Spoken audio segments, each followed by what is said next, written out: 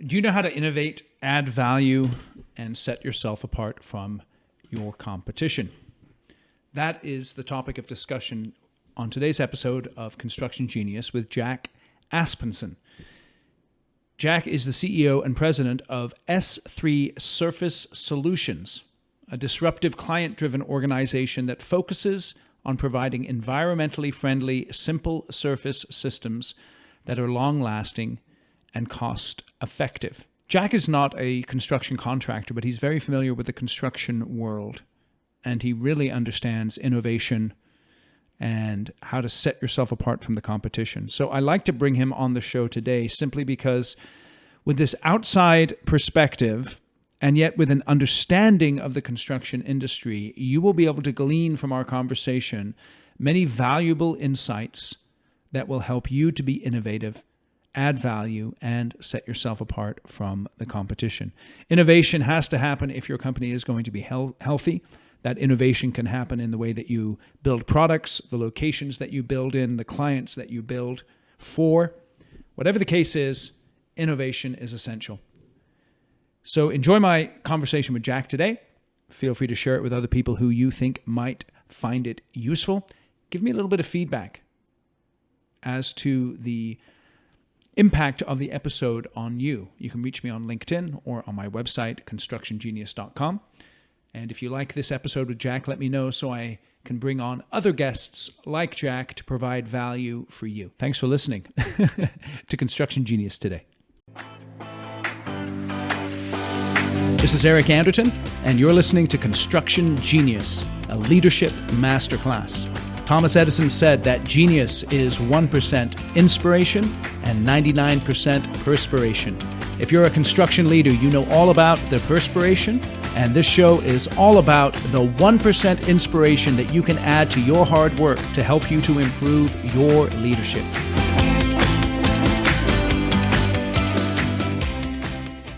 Jack, welcome to Construction Genius. Thank you. Glad to be here. There are hundreds of thousands of contractors in the United States, millions around the world.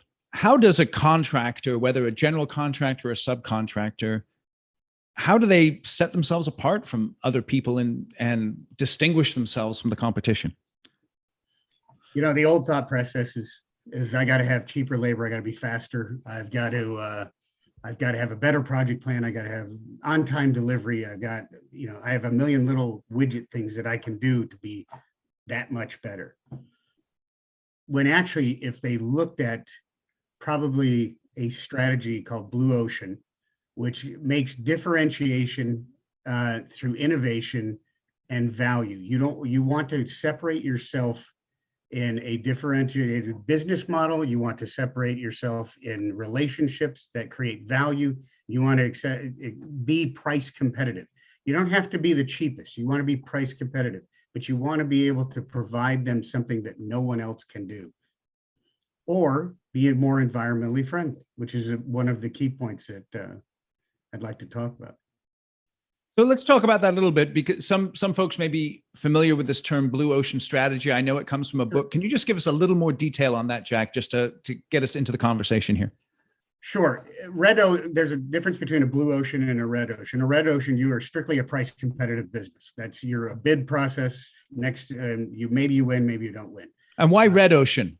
Red ocean is because sharks are swimming around taking bites out of everybody. Okay, great. Okay. Blood in the water. Blood in the water. Nice. Yeah. Okay, thank you. It's what I call the price compression business. Right.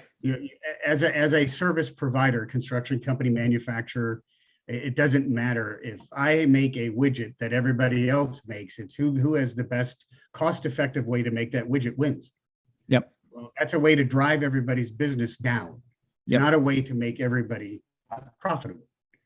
In a blue ocean, through differentiation of your services, differentiation of your management, creating a higher end user customer value, long-term value, or really shorten their total cost of ownership and ROI at a competitive price makes you a blue ocean competitor, because you're not dealing on a price by price basis. You're dealing on a reputation for being different, being effective. Okay. So what are some areas that you have found to be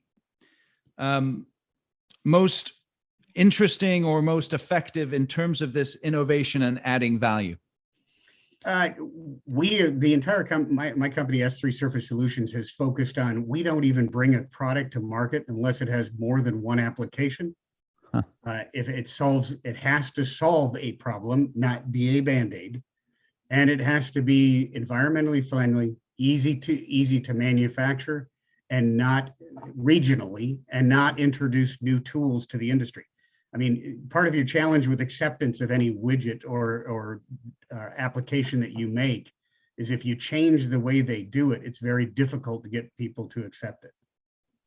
Okay. So you have to not affect the tools. So we create a differentiation, and our product does more than one thing most of the time. Number two, it's environmentally friendly. Number three is I can regionally manufacture it anywhere, and I can distribute it. So now I've actually reduced now I've added to that environmentally friendly, because now I'm within that leads window. And then the second side of it is my price competitiveness. So my square foot price is competitive, but I may do something else that my competitors can't do. So that's really neat there. Let me go back to this one thing that you said just a minute ago. Solve a problem, not be a Band-Aid. How do I distinguish between a Band-Aid and a problem solved? So it's funny. If you read my motto, when I started my company, it says, I want to differentiate myself from everybody else who thinks they're just good enough. So that's what I call a Band-Aid. So a lot of products out there today, yes, it'll fix a moisture mitigation problem, but does it create something else? Does it have a long-term lifespan? Does it have the ability to handle shifting buildings? One of our products, for instance, was created originally as an asphalt paint. Well, now I have an epoxy that'll bond to a petroleum-based product. We elevated it up and found out we can go over asbestos isolation chemicals. One product doesn't need 5 like a lot of these systems out there, or 2 or 3. We have one product that fixes that problem. That fixes that problem permanently. It's not something that is going to peel off later, because it's already designed to stick to petroleum-based products. Why do you think it's important to be environmentally friendly? We have one world. Okay. I want my children to grow up, since you and I are older, I call it wiser. We grew up in the era of high pollution.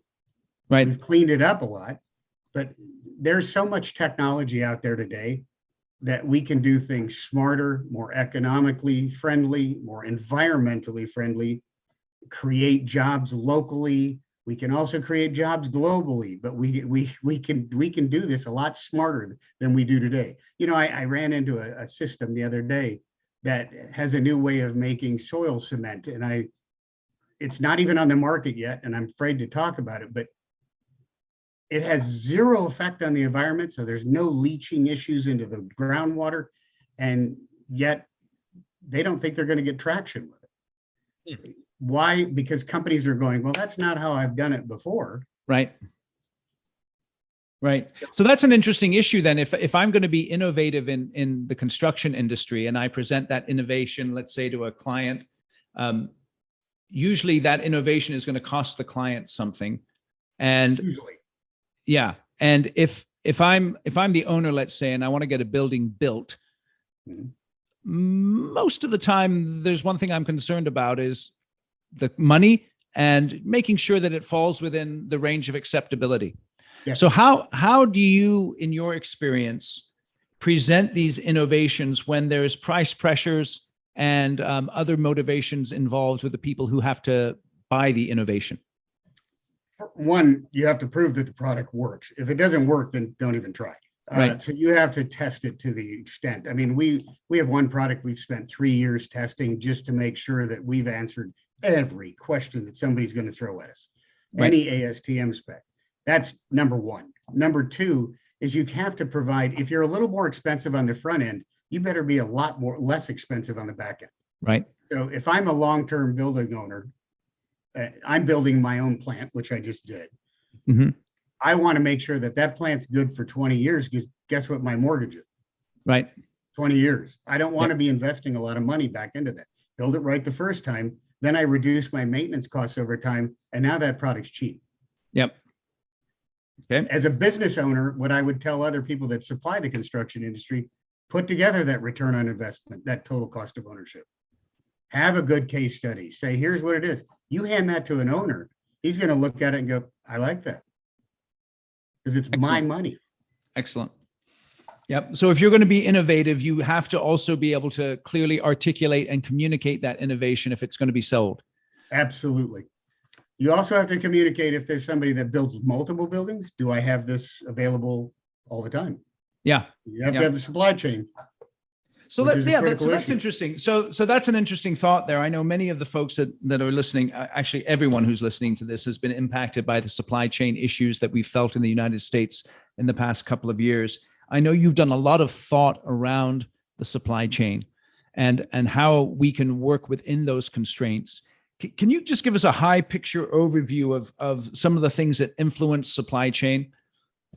Well, number one, the stableness of a supply chain right now is very difficult to find, but you've got geopolitical pressures going on right now. If you import some of your raw materials or your ingredients from somewhere else, you have shipping issues, transportation issues. Right now, transportation is the worst because of also our fuel prices right now. Yep. The third side of it is we lost a lot of manufacturing in the U.S. Yes. It's spread out all over the world now. If I have a supplier in the international world that's also being affected by like the Ukraine war right now, where do I find other supply? A lot of companies stick with one main supplier because they get a really cheap price. And that goes back to the stableness. You need to look for other suppliers. There's a lot of companies that make certain things, and you just need to know where to find them. Right. The other side of it is start looking for sustainable solutions, something that's repetitive, recurring, something that I can recycle. Yep. That is going to be critical for our future, because as our population increases and as global business increases, construction's not slowing down. No. Right now, warehousing is blowing out the ceiling of growth right now. Yeah, it definitely is. Do you see? I don't know if you're able to answer this, but do you see any pivot coming up in the next few years to re-domesticating the supply chain in the sense of bringing manufacturing back to the United States? You know, we're the largest consumer in the world. My answer is going to be, short answer is yes, but you're going to see international companies investing on coming here, especially because of the transportation issue right now. Right. I mean, at the beginning of this, people were hoarding containers. Yep. Container price went from $3,000 to $30,000 to do for the same thing. You had shipping delays at every port, every major port in the United States, and that was there's a combination of issues there I won't go into because it gets into politics, but there's a combination of issues going on there. And then you have a shortage. I think the last number I saw was like 78,000 truckers short in the United States. Yeah. Yeah, and by the way, that's a high-paying middle-class job now. Yes, it is. These guys are making 80 to 100 grand a year. Yep. Doing long-distance hauling. So our trains, we had great train lines when our population in the United States was 50 million. Now we're closing in on 400 million, and our train lines can't keep up. Yep. Transportation is the biggest issue right now, where I think they're going to bring things more locally. You're also going to see a lot of companies try to stockpile raw key ingredients. Yes. Which it has an immediate crunch on the system, but eventually that will release. Yep. My biggest challenge, and this is why I say go sustainable a little more, find other options, is the impact of reduced petroleum production. Petroleum's used, it's like corn and petroleum. They're used in almost everything we eat or consume. Yeah. So we can grow a lot of corn. Matter of fact, we grow too much most of the time. Yeah. My uncles are farmers, but petroleum's, they're not wanting to invest in it right now because of policy. Right. Yeah, that's interesting. So I know when I talk to my clients and the issue of supply chain comes up, it's definitely an issue that impacts everyone tremendously. and yet oftentimes it is felt to be out there somewhere. Right. No, Right. And so not it's right kind of now. like, well, what am I supposed to do about it? I mean, I have supply chain issues. What can I do about it? So, can you distinguish for us the distinctions with regards to supply chain between that which I have control over and that which I don't have control over? Well, number one, in the current environment we're in right now, pricing is not in your control. Right. You have to figure out how I can find a different alternative that might be less expensive, or you're going to have to pass on that price through your customer base. Right. And in cases there where if you have strong relationships with your customers, you might be able to absorb it together. Right. And that gives you some competitive advantage. And again, it goes back to that differentiation in blue ocean. Your customer service can be a competitive advantage that can separate you in a price competitive market. Yep. But you also need to understand that relationship. You need to understand what actually goes into making that widget or or what. Let's say red steel right now is really expensive. Yeah. What goes into making that? Where is it made? Can I source it locally? Find redundancy. Yep. But you got to, obviously, quality is a big concern with everybody. You have to meet certain standards, but you need to be, and most people do a decent job of finding multiple suppliers. Mm-hmm. But again, those distributors might be buying from the same guy. Yes. So do I find a different distributor? In our case, in my business, we do a lot of packaging in 5-gallon buckets. Well, 5-gallon buckets and 4.25-gallon buckets, which is a little bit off. A lot of people don't use those. Right. The PVC and the PVC, or the petroleum that's used in the PVC and some of the monomers that are used in the adhesives that bond things. The Texas snowstorm, the Texas ice freeze last year crushed that business for 3 to 4 months. Right. And then on top of that, now petroleum production's gone down. So you see almost a double effect on that. Yes. So what we've started to do is look at alternatives, maybe using cardboard in some ways, Yes. maybe using plastic bags in other ways, maybe using a container that's less PVC, or is a different form of plastic. Those are the things that you need to look at. For instance, when I built my warehouse, we had electrical pull boxes. The electrical pull boxes were 6 weeks out. Why were they 6 weeks out? Did they not know this was coming? My construction company. So I actually, as soon as they told me it was 6 weeks out, I called one of my suppliers and I got my pull boxes. Interesting. But it's because I had a relationship with him. Okay. Okay. So having deeper relationships along your supply chain in raw materials and different distributors, finding alternative products, that's critical for managing your supply chain going forward. Okay. So understanding your supply chain in terms of where things come from, and how they're made. Yep. Working through the alternatives that may be available, and then deepening your relationships with folks. These are ways that you can take control over some of those issues that may feel out of your control. Absolutely. So why, let's say I know that, why do companies still struggle with the supply chain in terms of what they can control? It's practice. Yeah. Do they consistently do it? Even in good times when you get lazy and everything's coming to you and the prices are low. Yeah, right. Transportation's great. I don't need to know that. Yeah. Yeah. My procurement people, I want them taking them out to dinner. I want them finding out what's new technologies coming. I want to know ahead of the curve where I'm at. Okay. Because right now we're making a pivot away from plastic buckets. And we're 2 years ahead of our competitors because I found a startup and I've joined a joint venture with them to make it for me. Yes. Yeah. Okay. So then this then falls on the shoulders of the leadership, the ownership of the company. How Absolutely. Can I, as a construction company owner, set up a practice of innovation specifically as it relates to my supply chain issues? Just walk us through step by step what I can do there.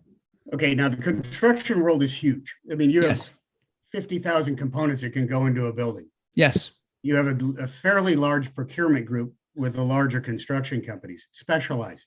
Yep. There's an old saying, you stop learning, you die. Yeah. I want my procurement people, a good thing, mine are all young, not like me, gray hair, and they want to learn. So they're just voracious learners.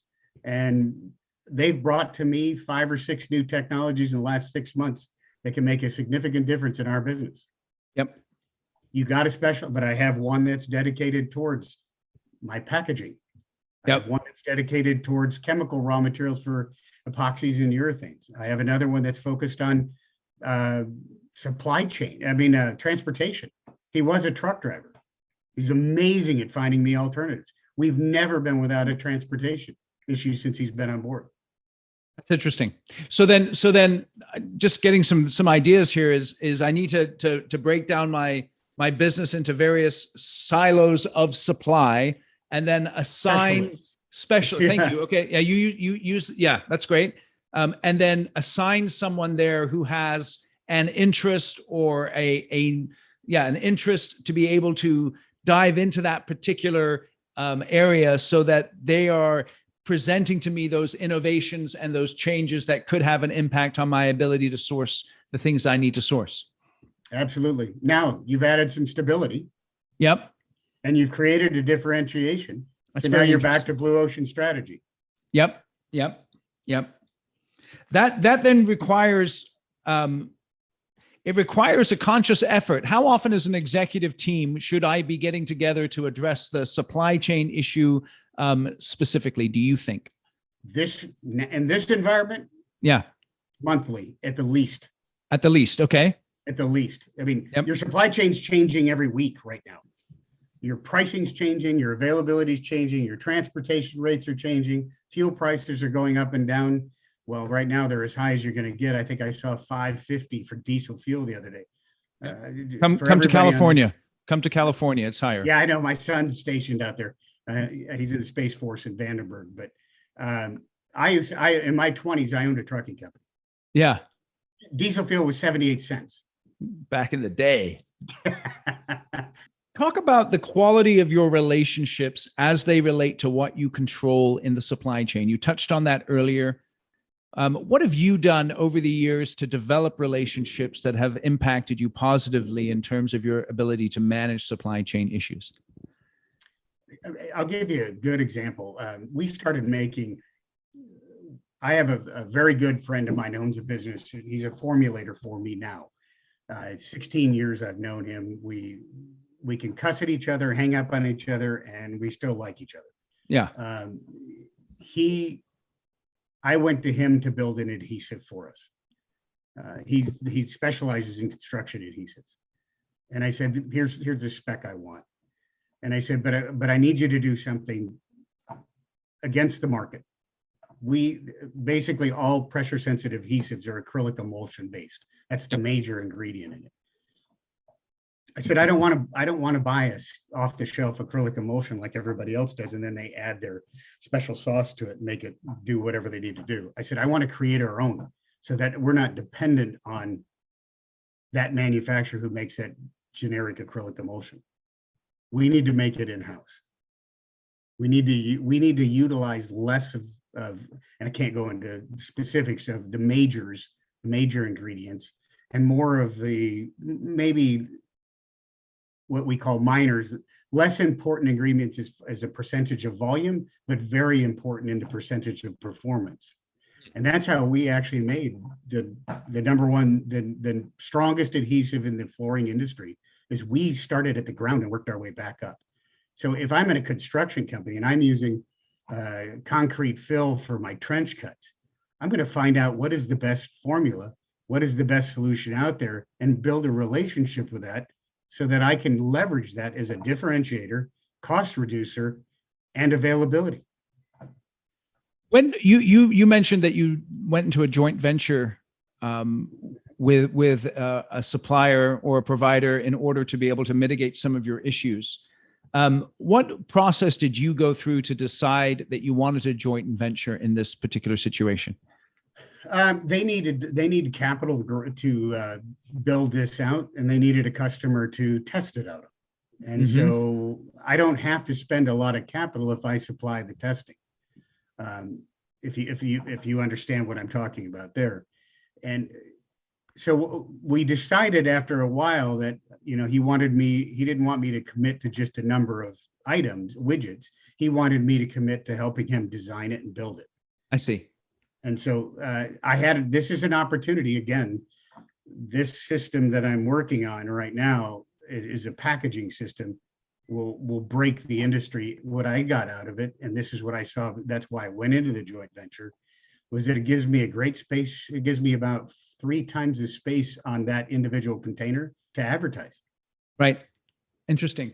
And so it's interesting because you think it's so easy to fall into sort of the Home Depot mentality when it comes to supply chain. So all it is Home Depot. And, I'm not going to influence Home Depot in any way. I'm just going to go there. And if they got it, I'm going to buy it from them. Yeah. But what you're saying is you've got to take a more innovative approach to the supply chain if you're going to be able to ride the waves, so to speak, of supply and demand and the various issues that you don't have control over. Yep. Dead on. That's interesting. Okay, so for instance, we have a company that we're in the discussions of a joint venture right now, where in their industry, no one's being able to work because they can't get anything, or projects are being significantly delayed. And I'm sitting here with a solution that cuts 3 steps out of their process. Right. It's a little more expensive, but they're going, I can get my job done. Yep. Now, during the whole pandemic and bucket issue, I was only without buckets for 10 days in 2 years, where my competitors were without buckets for months. And what impact did that have on your business? The 10 days? Not much. No, what I mean is the fact that your competitors didn't have it and you did. Oh, we had record month over month sales, because we were the only ones being able to supply and keep our customers moving. Yep. Okay, so then let's say I know I want to stop complaining and I want to start acting. Okay. Good. What are some immediate steps that I should be taking as an entrepreneurial construction company business owner to assert as much control as possible over my supply chain? Find out your critical components right now that are causing you problems. Okay. Number 1, identify your top 5. Yep. Concrete's probably not going to be one of them. Water, Portland, and rock are pretty easy to find. Yeah. Right now. But red steel is a problem. Yep. Rebar might be a problem. Copper piping is a problem. Yep. Electrical boxes, copper wire. Those are all problems. Yep. How do I get closer to a manufacturer? How do I find other companies that can ship it to me? Yep. How can I build stronger relationships in a regional basis so that I have a volume buying capability? So I move up that priority list. Yep. Those are just minor things to start working on. But right now, you got to identify your top 5 paint in the rear end products. Yes. And expand that once you've figured that out. Then move to the next 5. Yeah. I mean, I have a business that's not that. We've done a very good job of design where we use a lot of the same stuff in our packaging. A lot of the same chemicals are used. So we have redundancy. Yes. And then we have redundant suppliers and redundant manufacturers that we work with. So that's easy. In the construction world, redundancy doesn't always play into it. They may be able to buy a box over here, and that's their main supplier is distributor X. We'll use distributor Y if we need to. You might want to build that relationship a little better with distributor Y if he's not doing the volume distributor X. Yes. Okay. So identify those top 5 critical components. Get yourself closer to the manufacturer, find other companies that may be able to help you build stronger relationships, then move on to the next 5. What else do I need to do? Understand the impacts of the global world on your products. Yeah. You need to have if you don't have an economist or somebody that knows what they're doing, that can help you predict what are my 3 different scenarios. Yes. you're going to be riding the wave of whatever happens. Yes. The second thing is, if you're a domestic-based company, try to find something that domestically manufactured, even if it's a little more expensive. Yeah. Because you're going to save on shipping, you're going to shave on headaches of shipping problems, and you probably are going to get your jobs done faster. If you're a globally based company, or you want to be a global company, and you want to use the globalistic view of trade, then you're going to have to find multiple suppliers. So for instance, one of my raw ingredients for one product comes from Germany. Yeah. Guess what? No one else makes it. Right. So I have no redundancy, but I actually went to that supplier and said, can we work on somebody in the United States licensing this formula from you to make it for us? Yes.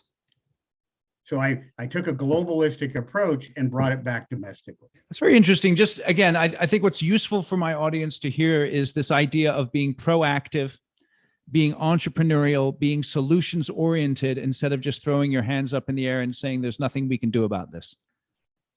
Quit complaining about price. Yeah. It's a market thing. You can't affect the market. Yeah. Now, when you say, though, having an economist on staff, I know that many of my listeners won't have an economist on staff. And so I think that's where probably being involved in good trade associations who do have access to economists becomes really important. Yep. Yeah, that's excellent. That's excellent. Yeah, and you got to also understand domestic policy. Every state, every president that comes in, different president, the policies that they enforce or start, or executive orders. I mean, that most good C-level executives know, oh crap, Keystone Pipeline just shut down, so there goes my petroleum base.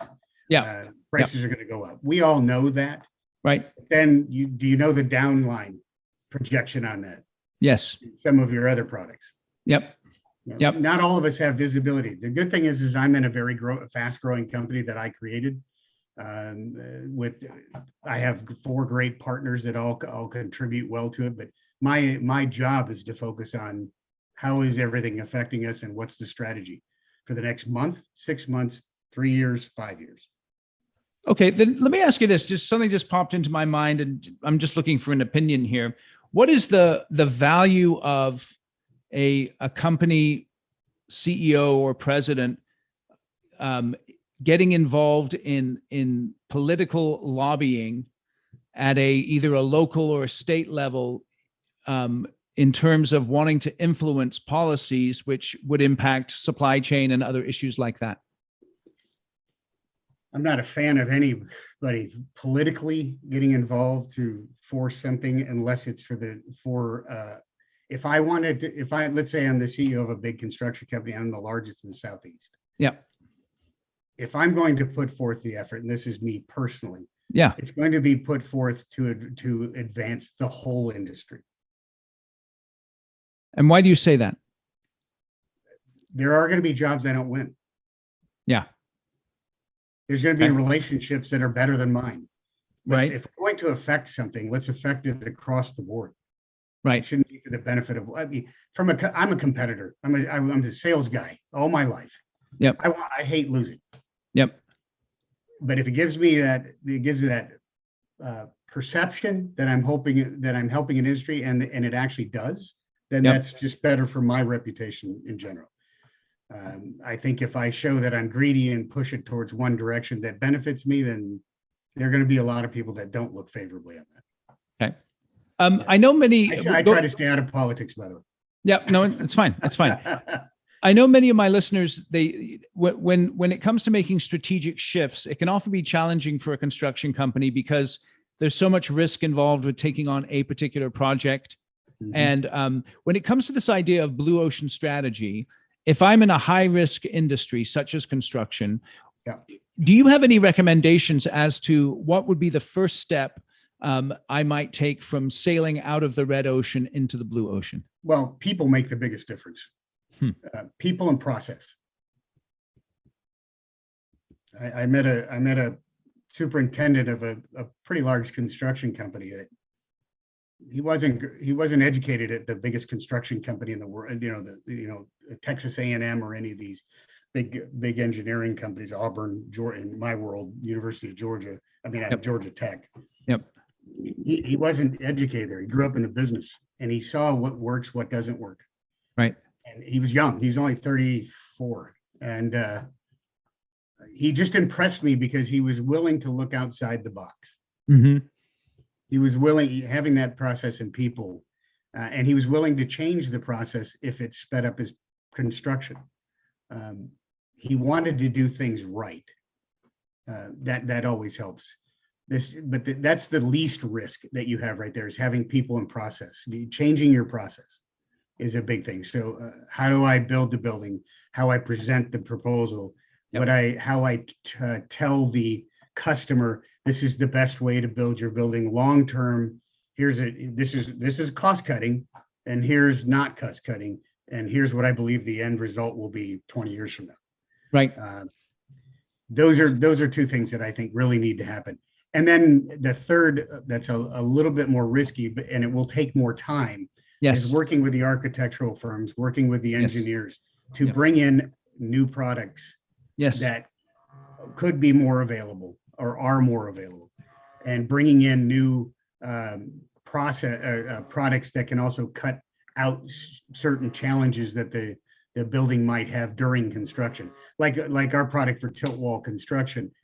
I mean, that just gets rid of half of the covering that they need for the floor, which saves them $2 to $3 a square foot. My product's 13 cents a square foot. That's interesting. So you've mentioned those three areas of innovation being the people, the processes, and the products.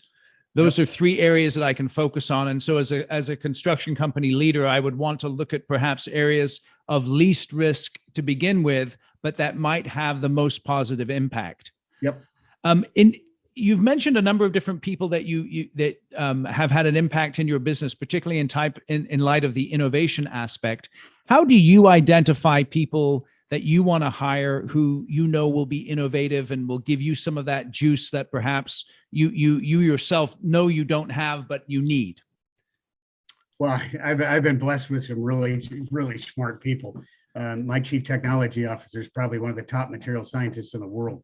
And he can go across chemistry and material science, which I went to college for material science, but I'm a kindergartner compared to him.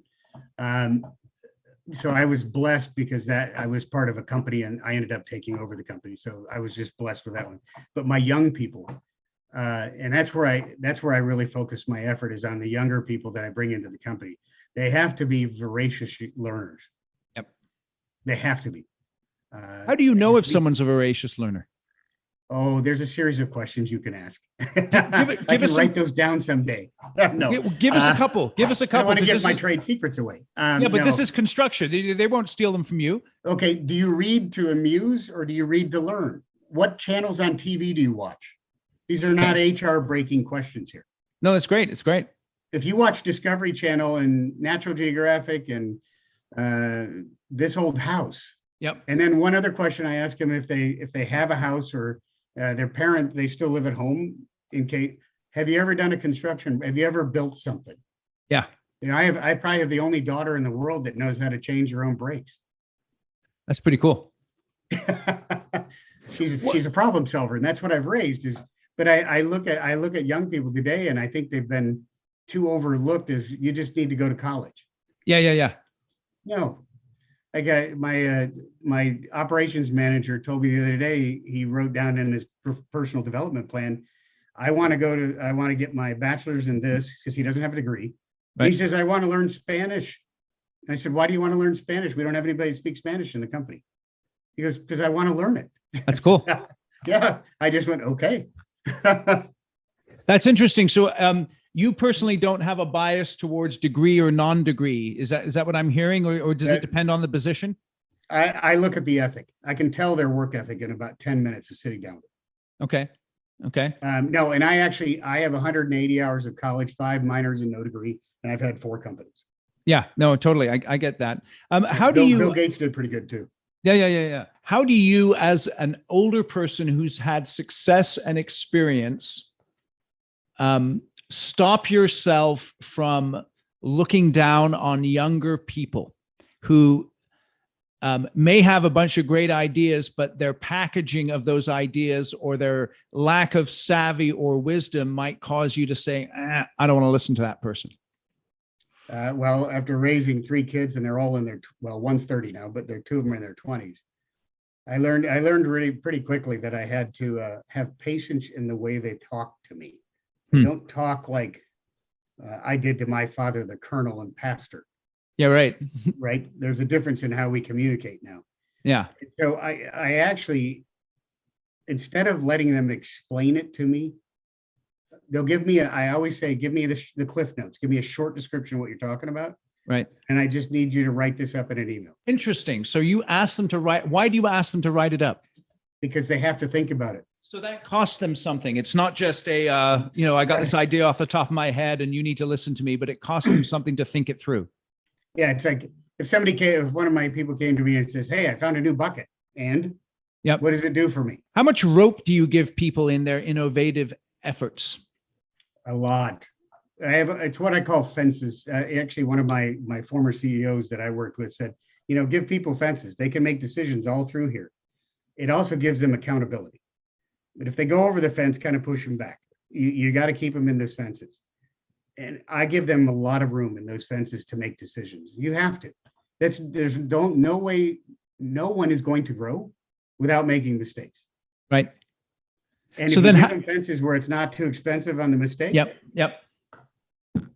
So how often then would you, again, we're speaking in generalities here, but so you've given someone fences, how often, and you've asked them to innovate, how often do you check in with them? What's your accountability rhythm there? About every 2 weeks.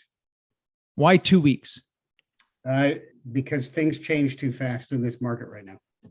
That'll change as my confidence level in them builds, that'll change. Okay. But right now, it's not confidence in them. It's confidence in the market right now. Watching the ups and the downs. Yeah, there's too much instability in the market, but it's still possible to create a stable supply chain. What are you learning at the moment as you go through this instability in terms of your business or in terms of entrepreneurship? What are some of the main insights that have helped you or that you're kind of grasping as we're going through this, really challenging time the last couple of years? So I have the benefit of being a smaller company. We have 16 employees. I have great partners I don't manufacture, I partner to manufacture, so I don't have to have that overhead. And what I'm learning is that you have to have adaptability almost on a week by week process basis for how you're selling, how you're delivering, and how you're manufacturing. And having that type of partnership, I had a partner that wasn't that flexible, and we had to find a replacement for him. And I don't like having to be rushed to find it, so I start looking ahead. It's interesting. You got to be adaptable. You got to be adapting not every week, but it's pretty close to that right now in some cases. There's no room for autopilot at the moment. No. None at all. No. Okay. If you're in autopilot right now, you're going to fall behind. Okay. So if I wanted to adopt a sort of a blue ocean approach, and again, we'll put a link in the show notes to the book itself, which is well worth reading. Yes. Read it, like you study it. Don't just read it. Yeah. How would you study it? How would you recommend someone study it? You need to highlight the areas that are of interest that you can go back to. I actually use little sticky notes when I say that's it, and I have them color coded by idea level. And then there is some examples in there that you can actually do with your own business. Okay, so some exercises. Mm-hmm. That's great. And so would you start people, processes, or product? Where would you start? Which business are we talking about? Construction. We're talking about project management based construction? Yes, go on. People. Okay. And process. Product's not as critical because you're probably not buying the product. Yep. Right? Yep. But can you be a benefit to them by knowing the product? Yeah. That would be third down the line. Excellent. If I was a general contractor that went soup to nuts and I had subs working on me, that one's going to be product and relationship. That would be the relationship with that sub. Yep. It's interesting how the quality of your relationships can be that differentiation. Oh, it's huge. Yep. the flooring business is where we started, and we've expanded into the construction industry quite a bit recently with our cementitious products. What blows me away is the lack of trust in some of these industries. Yes. And that trust really gets highlighted in markets like now. Yes. Yes. Yes. So then how do I build trust? Well, you have to earn it, number one. There's another book that I like, I really enjoy, called Smart Trust. But you have to have the number one, create the perception of trustworthiness. Yes. I get accused every once in a while about being too direct. Right. But in order to gain trust, you have to be direct and not be ethereal in your discussions or vague. Yeah. People don't like vague. People react differently to vague. Be direct. Tell them what you expect. Set the expectations and tell them a time frame and what you want delivered. And if they deliver it, you trust them. That's the foundation for the trust. If you don't set it, that's another thing that I find interesting in this world. If you don't set expectations, what are you expecting to get done? Yeah, it's interesting. So as we're wrapping up here, Jack, I really appreciate your insights. We've had a wide-ranging conversation. Just summarize for us, please, in terms of the supply chain issues. Mm-hmm. Give us 2 or 3 top things that, as a construction company owner, I need to stay laser focused on. Depending on the product right now, globalization is a big deal. If you're bringing anything over on a boat, and it has to be shipped from a port, transportation is your second view. Yep. And the third view is redundancy. Yes. Can I find it somewhere else, and can I replace it with something else? Yes. Globalization, transportation. Start looking for innovation. I'm sorry. Yep. Start looking for innovative products that you can replace current systems with. Yep. Yep. So globalization, transportation, redundancy, and then looking for innovative products that can replace some of the stuff that you have right now. Yeah, all of those can create, well, globalization not as much, but the rest of it can create a differentiator in your business model and a competitive standpoint. That's excellent. Jack, I really appreciate your insights here. Tell us a little bit more about yourself, your company, and where people can get hold of you. You can go to s3surfacesolutions.com. We are actually in the process of adding all of our products into our website right now because we've created 4 new cementitious products. S3 Surface is an innovative chemical and cementitious manufacturing company, strictly around construction and the flooring industry, specializing in moisture mitigation, asbestos isolation, and a new product coming out that's a chemically bonding cementitious product, which is going to pretty much revolutionize the industry. You can reach me at jack@s3surfaces.com. That's with an S. I'm on LinkedIn as well, easy to reach. And I've got a few magazine articles coming out on this same process of supply chain challenges that will be coming out soon.